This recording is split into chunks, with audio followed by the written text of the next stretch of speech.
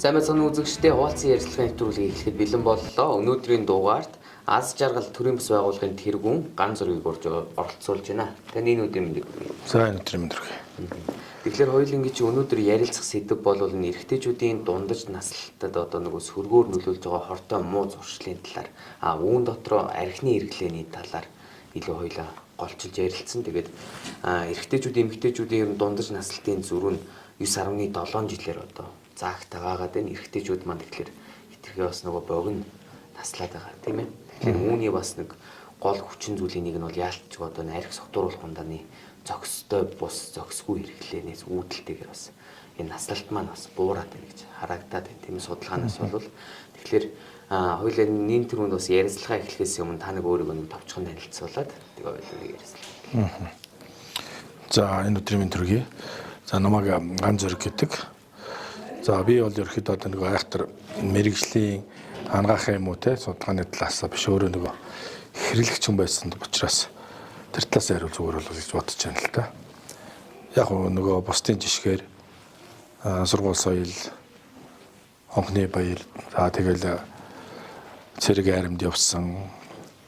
Тэгэл найз зөвхөн одоо хамтлаг юу байдгийг те ингээл өсвөр наснаас эхлээл хэрэгжилж үзлээ. Тэгэл одоо энийгээ зохистой хэрэглээ.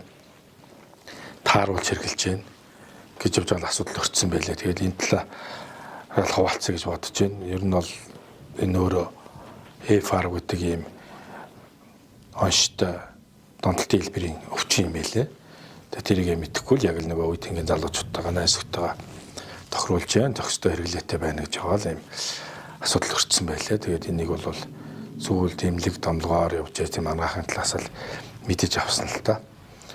Яг амьдрал дээр ч гэсэндээ харагдаад хахад ер нь өөрөө бол архины хамааралтай хүн болчихно те. Ер нь ийм асуулт орчин гэдгийг бол хүн үрчлэн мэддэггүй юм байна.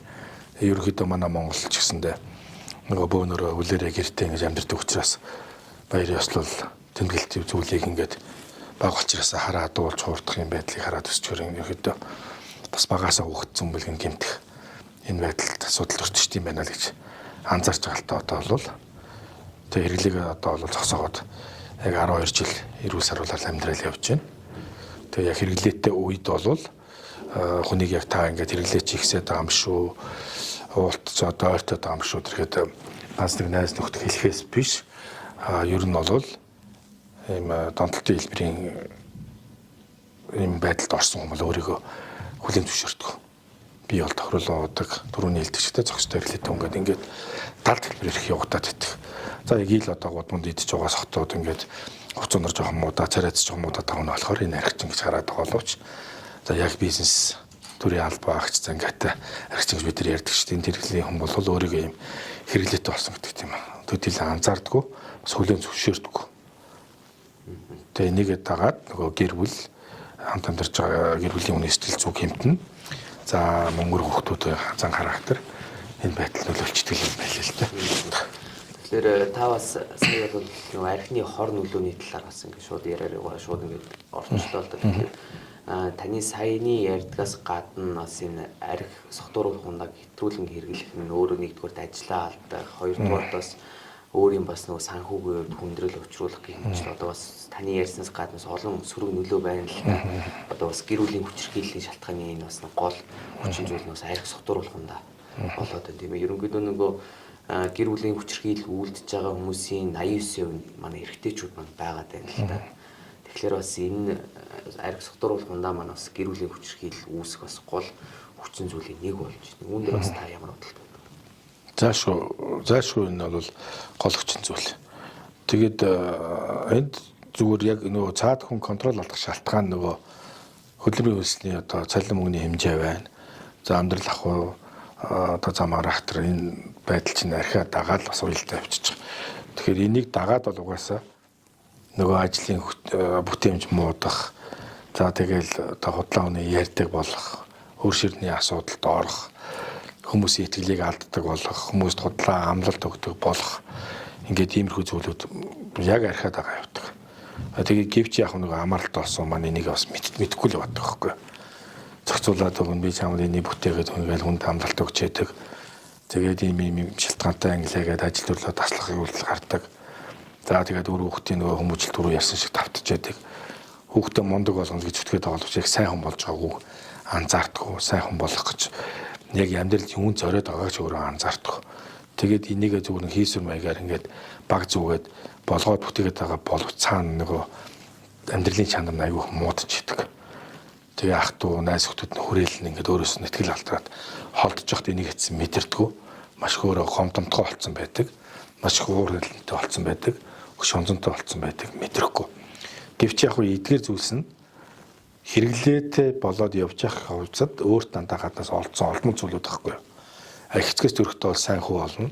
Сайн болно, сайн ээж болно. Сайн эхнэр болно гэж байдаг боловч нөгөө зугаа зангал найргийн хувийн цаг зарцуулалт нөгөө шоу зангал үг их явсан учраас тэр хүнлэг байдлуудаа алдаад дандаа нэг юм хараал өрөөлөө өгтэй зүг бас харилцаа худлаа үнэ ярих нөгөө түрүүний ярд хэтгэлцлээ тэр чинь гаднаас олдсон юм сан чанарууд болчихж байгаа байхгүй. Тэр энэ бол хувь хүн гэр орон нутгийн албан газар байгуулга ах トゥ найз охтой ингээд асар том хор нөлөөтэй зүйл болчихж байгаа. Тэгэхээр энэ аригталтаа үүнтэй одоо нөгөө пар үгээд энэ хүү одоо нэг өвчлөлтөд тэмцэхэд хувь хүн өөрийгөө сэтгэл зүй болоод бие махбодыг одоо яаж хянж удирдах ёстой юм бэ тийм ээ. Ер нь энэ тал дээр бол дөөр Монгол хүний хувьд миний хувьд зүгээр ашиглагдаад байгаа. Хүний ингээд нэг эдээ бод амнаас амссан бол хариугийн заавал авч өгөх ёстой. Хорим найран дээр очсон бол одоо амсах ёстой. Анги амтлын уулзалтанд одоо хэрэглэл ёстой юм шиг тийм зүйл хэл ойлголт суудсан байгаа байхгүй. Яг мөн чанартай бол бас амжихгүй нэ. Энэ удаад үгүй ээ. Тим юм ажилтай байна гэдээ хувийн юм хэлээд татгалзах боломжтой байхгүй. Тэгэж хэлж чадахгүй тэг яа ингээ хамт явъя ууя гэж хэлэхгүй нөгөө найз охтоос хоцрогчих гоо тэднэрт үг хэлээр баал болчих га доош орчих гоо шиг мэдрэмж байдаг учраас чаддаг дийлдэг зохицуулдаг ийм дүрд орсноор өөрөө яг эцсийн охирол бол өөр дээр амсаж байгаа байхгүй. Тэгэхээр энэ дээр бол хувь хүнээс цэвэр шалтгаалж байгаа байхгүй. Тэр хүн үгүй ээ би амжихгүй нэ энэ удаад би та бүхэнтэй одоо нийлэхгүй найрахгүй гэснээр асуудал хүндрэхгүй шүү дээ. Яг тэрэн дээр өөр шийдвэр гаргах чадахгүй байгаа байхгүй. Тэгэхээр бусдын нөлөөлөл автчихад байгаа гэсэн үг шүү дээ. Яг нүднээс чинь аз жаргалын нөлөөс гарах юм уу? Гүнэг зовлонгийн нөлөөс гарлаа гэхэд тэр нөлөөсийг таны гарал харж байгаа байхгүй. Нөгөө хамт байсан эцсийн ус нарийн хүмүүс ирээд нөлөөсөж ярьчаа тайвшруулад юм ч яваалцаад явах боломжгүй байхгүй. Ач холбогдолгүй зүйлд явж тэр донтолтын хэлбэрийн ямар дахиж харихтайгаар нөхөрлөөд шүү дээ. Тэнд хүний ихнэр тэрх, тэнд хүнд ажлын явдал гарах, энд хорим найруулах яг өөрт хамааралтай юм уу юу? Тэр болгонд ач холбогдолгүй очиж юм өөрөө урайлан дуудаж ингэж ууж яваад байгаа нь хор цогцлол өөрийгөө хитрхи хүн татаж оруулаад байгаа гэсэн үг л дээ. Тэгэхээр таны хувьд бол одоо бас энэ арх согтууруулгандаа хэтрүүлэн хэрэгжилж байгаа хүмүүстэй бас ажилладаг тийм ээ. Тэгэхээр яг энэ тэр сэдвээр орохоос өмнө бас таны бас амьдралд яаж өөрчлөлт орсон талаараас яриа л да тийм арх яг согтууруулгандаа хэрэгэлдэг байх үед одоо хэрэглэхээ болсноос хойш ч гэдэг юм уу тийм ээ. Энэ дэр одоо ямар өөрчлөлтүүд? Яг гудамжинд арх нэрлэлтэн бас очиргоо согтуугүй даваал унж тосаал ингээ нэг тийм алтар балахаа яваад тэр болго хартаад хөсдөггүй нэг хэсэг хүмүүс нь. Нэг хэсэг нь ил харагдаад байгаа нөгөө хэсэг нь яг л нөгөө офс доохтой баар буудалд доох юм даалт хэлбэрийг болтолцоод байгаа байхгүй. Тэгэхээр энэс ангижирснараа хүний амьдрал бол тэгэл бусад нөгөө энгийн найз охтын харилцаа сэргэн. Найзаа сайн уу, ажил албачин сайн уу, хамт олонны харилцаа сэргэн. Ах トゥ угийн харилцаа сэргэн. Нөгөө ихтгэлцэл маа сайхан болно. Буцаад гэр бүлийн хайрын тойрог үүснэ. Бие биедний хүндэтгэлтэй ханд харьцсан. Гэр бүл сайхан болно, амар амгалан болно. Хүүхдүүдийн сургууль хөтөлбөр амжилт гарна. Гэрийн бизнес санхүү сэргэн. Ажил алба сэргэн. Энэ чинь яг л санхүү дагаад гэрээ дагаад өссөн. Гэр бүлийн санхүү хайрын харилцаа ингээд үүсээ тийм сайхан тойрог үүсээ тэр хүүхдүүд амар амгалан. Бүх зүйлд үзүүлэлт нэмэгтэй гараа авч байгаа байхгүй.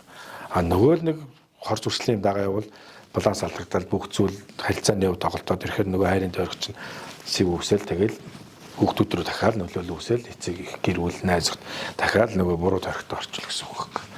Тэгэхээр яг энэ дээр хувь хүн өөрөө л хангалттай бүр яг мархинаас татгалзах юм уу заавал арх биш бусад төрлийн донтолтууд зөндөө биш зөвхөн одоо хаврын үлэрлээ даадаг ч юм уу үгүй ч гэхэд дэлгүүр хийдэг зөвхөн ямар зорилгогүйгээр гадуур тэндэг одоо орчин цагийн хүмүүс нөгөө юм тарих үнэрлэхтэй янз бүрийн мансуурлын тоглоомын болон бас төрлийн донгууд байгаа байхгүй. Энэ тэгэхээр өөрөө гэр бүлдээ илүү цаг зав зарцуулах, хүүхдэд цаг зарцуулах, хайртай гэр бүл бизнес наймаа ажилдаа анхаарал тавихгүй өөрөө юм жоохон сул цаг гарч байгаа учраас тэр цагт бусад нөгөө нөлөөлөл хүмүүст өөрөө тийш автахад айгүй боломж үүсгээд байна шүү дээ.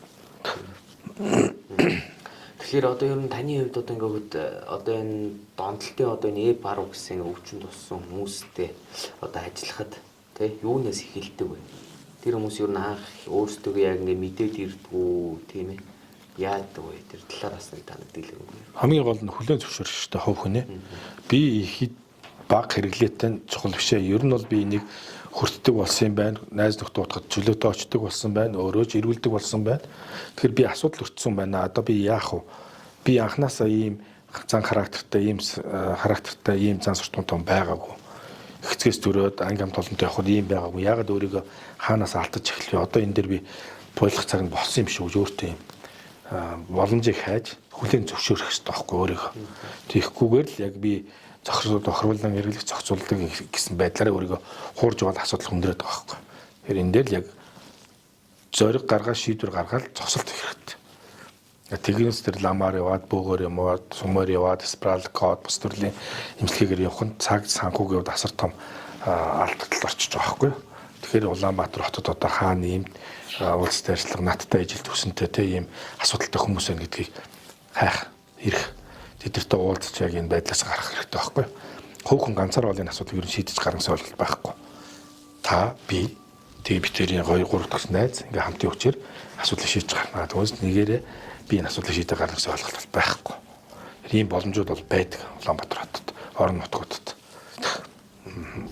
Ер нь бол та өдрөөс ярилцах хугацаа бол ер нь өндөрлөх тийш хандж байна. Тэгэхээр ойлоо бол бас наригдaltaй холбоотой бас таалбарын өнцгөөс л ярилцлаа л да. Тэгэхээр хамгийн одоо нөгөө эцэс сүүл гэдэг юм уу ер нь энэ арх гэдэг энэ өвчнөд тэмцэхийн тулд манай эрэгтэйчүүд маа тий одоо наслалтаа уцгах гэр бүлийн орчинд одоо аз жаргалтай гэр бүлийг бүтээх гэх юм уу юунд бас манай эрэгтэйчүүдийн үүрэг оролцоо бас тодорхой хэмжээнд байгаа учраас энэ зүйлийг бүтээхийн тулд манай эрэгтэйчүүд маань юун дээр анхаараасай гэж таны үндэс бодож байна. Ер нь эрэгтэй хүмүүс насны хувьд бол хамаагүй шүү дээ. Энэ дордолтын өвчин эрэгтэй эмэгтэйч бүр хамаагүй болчиход. Тэгэхээр энэ дээр нэг удаа өөртөө шийдвэр гаргах хэрэгтэй байхгүй хүн. Би ер нь сургууль соёл сурлаа, цэрэг аримд явлаа, албан газар ажиллаа гэхэд нэг удаа эрэг хандлагаар өөрийгөө өөрчлөх гэж ямар шийдвэр гаргаж ирсэн гэд өөрөөсөө нэг асуугаад үзэх хэрэгтэй. Асуугаад үзэх хэрэгтэй. Яг өөртөө зориулж. За би иймэрхүү асуудал ер нь хүртэх гээд байгаа юм байна. Ийм төрлийн юм надад нөлөөлөд байна гэвэл би яаж зогсоох вэ гэд өөртөө хов хүнийг нэг удаа шийдвэр гаргаад энэ асуудлаас гарсан хүмүүстэй харилцаа холбоо үүсгээд амьдралаа дахиад шинжлэх хэрэгтэй байхгүй. Түүнээс би ярих тархны асуудалтай хүн байлаа гэд би бас ингээд бусдад гайхуулаад яриад яваад байгаа юм шиг байхгүй. Энэ асуудал нь өөрөө асар их санхүү мөнгө болон цаанаа гэр бүлтэй нийгмийн харилцаанд аягүй өөрөө доголдол үүсгээд хоцрогдчих тийм аа. Тэгэхээр энэ дээр өрцөн сэргийлэх хэмжээнд нэг удаа өөртөө сайхан шийдвэр гаргаад дэрвүүс сарвал хүмүүстэй уулзаад ийм сайхан хайрын дөрөгт ороод гэр бүл болон бусад ах дүүтэй амар амгалан бэлгэлээд нийгмийн харилцаанд зүгээр энгийн хүн болоосоо л гэж хүсэж байгаа. За баярлалаа. Тэгэхээр та бүхэн өнөөдрийн ярилцах хугацаа ингээд үүгээр өндөрлөж байна. Тэгээд өнөөдрийн дугаарт аз жаргал төрийн бүс байгууллагын тэргүүн ган зөрөг ирж оролцлоо. Манай нэвтрүүлгийн урилга хүлээн авч ирж оролцсон танд баярлалаа. За баярлалаа.